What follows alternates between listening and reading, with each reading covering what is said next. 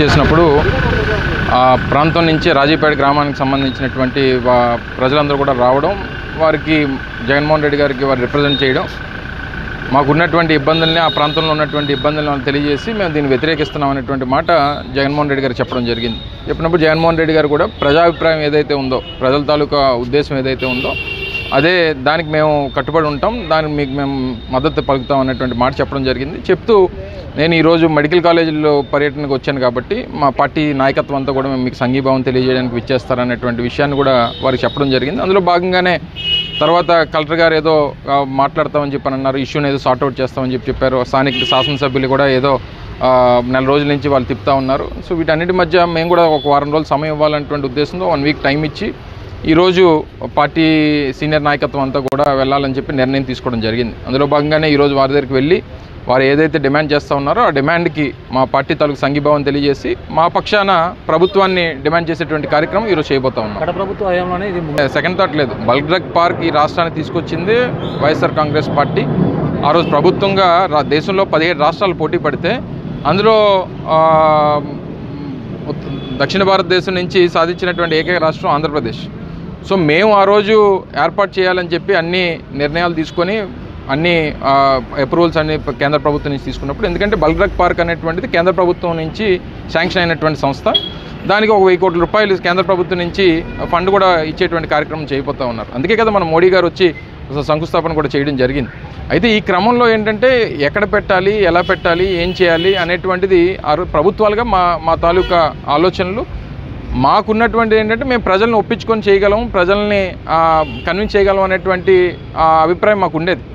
కానీ అప్పట్లో ఏం చేశారంటే అప్పుడు ఉన్నటువంటి స్థానిక తెలుగుదేశం పార్టీ నాయకులు, ఇప్పుడు ఉన్నటువంటి శాసనసభ్యులు అక్కడికి వెళ్ళి ప్రజలను రెచ్చగొట్టి మేము అధికారంలోకి వస్తే ఇక్కడ లేకుండా చేస్తాం, ఇక్కడ నుంచి వేరే దగ్గర తరలిస్తాం, ఇక్కడ పెట్టం అనేటువంటి మాట వారు ఇచ్చినటువంటిది. సో అటువంటిది అయినప్పుడు సహజంగా ప్రజలు ఏం అడుగుతారు, మీరు ఆ రోజు మాట ఇచ్చారు కాబట్టి మీరు ఆ మాట నిలబెట్టుకోండి అనేటువంటిది ప్రజలు అడుగుతున్నటువంటిది. సో మేము కూడా ఏం రిక్వెస్ట్ చేస్తున్నామంటే గూగుల్ విశాఖపట్నం వస్తుంది, మెటల్ వైజాగ్ స్టీల్ ప్లాంట్ వైజాగ్లో పెడుతున్నాం. సో ఇన్ని చేసినప్పుడు బల్క్ డ్రగ్ పార్క్ లాంటిది అమరావతిలో పెడితే బాగుంటుంది కదా. అమరావతిలో కూడా కొత్తగా చంద్రబాబు నాయుడు గారు ఇంకో 50,000 ఎకరాలు ఎక్వైర్ చేస్తూ ఉన్నారు.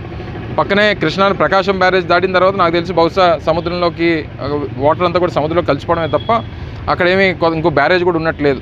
అమరావతి ప్రాంతంలో ఎక్కడైతే చంద్రబాబు నాయుడు గారు ఇప్పుడు ల్యాండ్ ఎక్వైర్ చేస్తున్నారో అక్కడ ఒక బల్క్ డ్రగ్ పార్క్ పెడితే అక్కడ 25,000 మందికి ఉద్యోగ అవకాశాలు వస్తాయి.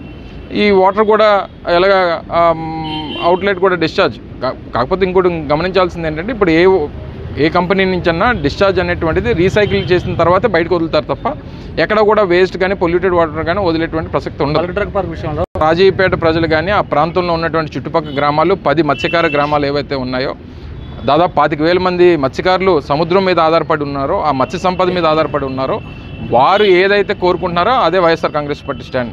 ఇందులోనే ఇంకో సెకండ్ థాట్ లేదు. వారికి కావాలంటే కావాలి, వద్దంటే వద్దు.